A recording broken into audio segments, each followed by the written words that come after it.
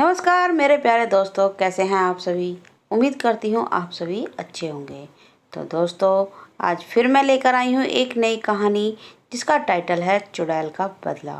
तो दोस्तों, मेरी ये कहानी सुनने के लिए मेरे चैनल को लाइक करें, शेयर करें और सब्सक्राइब करना ना भूलें। तो कहानी शुरू करते हैं आज की, चुड़ैल का बदला। दोस्तों, आज की कहानी इस तरह से है। एक बहुत ही खूबसूरत गांव था जिसका नाम था वीरनगर। यहाँ सभी लोग बहुत खुशी खुशी से रहा करते थे। गांव में सभी कुछ अच्छा चल रहा था और इसी बीच अमेरिका से एक फैमिली अपनी पुश्तैनी घर में रहने आती है। उस परिवार में पति, पत्नी और उनका छोटा सा बेटा था जो अपने हवेली में रहने आए थे। सभी के आते ही गांव वालों में खुशी की लहर दौड़ पड़ी, क्योंकि ये फैमिली कोई और नहीं बल्कि इसी गांव में रहने वाले एक पुराने जमींदार की थी और गांव वाले उनकी बहुत इज्जत करते थे। सब कुछ ठीक चल रहा था, लेकिन अचानक एक दिन इस परिवार के बच्चे की तबीयत अचानक बिगड़ने लगती है। सभी को लगता है मौसम का परिवर्तन हुआ होगा, लेकिन बात तो कुछ और ही थी। धीरे धीरे लड़के का चेहरा नीला पड़ने लगा। आनन फानन में परिवार ने डॉक्टर को बुलाया और डॉक्टर को भी कुछ समझ नहीं आया, तो उसने पास में ही बने एक हॉस्पिटल में उन्हें स्वास्थ्य परीक्षण के लिए आमंत्रित किया ताकि बच्चे की बीमारी का पता लगाया जा सके। परिवार ने डॉक्टर की सलाह अनुसार हॉस्पिटल जाना जरूरी समझा। सारे परीक्षण होने के बाद भी कुछ नहीं हासिल हुआ।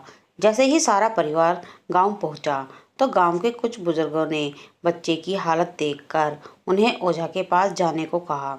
आज भी गांव में पुराने रीति रिवाज के अनुसार झाड़ फूक करके इलाज करने की प्रथा कायम है। परिवार सभी सदस्य बच्चे के लिए ओझा के पास भी जाने को तैयार हो गए। गांव के पास ही पहाड़ी में एक बाबा रहते थे जो कि काली विद्या में भी माहिर थे। जैसे ही उनके आश्रम की सीढ़ियों में वह बच्चा अपने परिवार के साथ पहुंचा तो ओझा जोर जोर से चिल्लाने लगे, तू क्यों आई है? इतने वर्षों के बाद भी तेरा बदला शांत नहीं हुआ। यह सब सुनकर बच्चे के माता पिता और गांव वाले दहशत में आ गए। उन्हें समझ नहीं आया कि बाबा को इतना क्रोध क्यों आ रहा है, जबकि उन्हें अभी तक कोई बात बताई नहीं गई। लेकिन बाबा तो काली माया में पारंगत थे, इस वजह से उन्हें रूहानी ताकतों की पहचान आता था। तभी लोगों ने आश्रम में प्रवेश किया, लेकिन बाबा ने केवल उस बच्चे को पास आने को कहा। बच्चे की हालत बहुत ही खराब थी। उसकी आंखें लाल हो चुकी थीं, उसका शरीर नीला दिखाई पड़ रहा था और उसके शरीर का तापमान आम बुखार से कहीं ज़्यादा था। ओझा ने विभूति उठाकर बच्चे के मुंह पर फेंका। बच्चा जमीन पर लेट गया और जोर जोर से हाथ पैर हिलाने लगा। किसी को कुछ नहीं समझ आ रहा था कि बाबा की विभूति से क्या चमत्कार हुआ कि बच्चा अपने आप जमीन पर लेटकर ऐसी हरकतें करने लगा।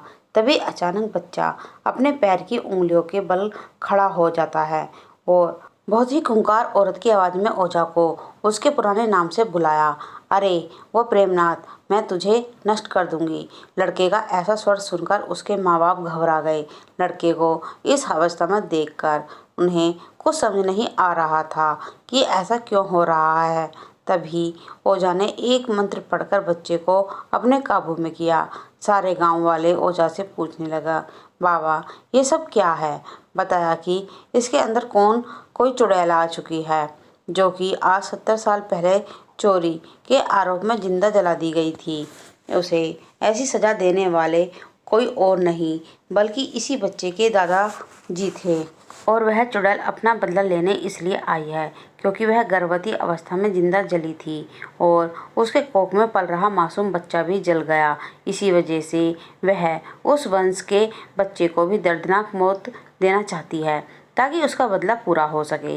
यह सारी कहानी जानने के बाद उसके परिवार वाले ओझा के सामने गिड़गिड़ाने लगे और अपने बच्चे की जान की भीख मांगने लगे।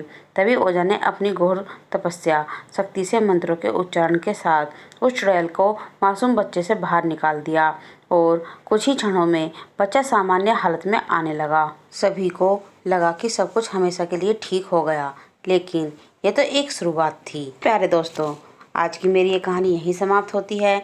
आपको ये मेरी ये छोटी सी कहानी कैसी लगी, कमेंट में लिखकर ज़रूर बताएं। धन्यवाद।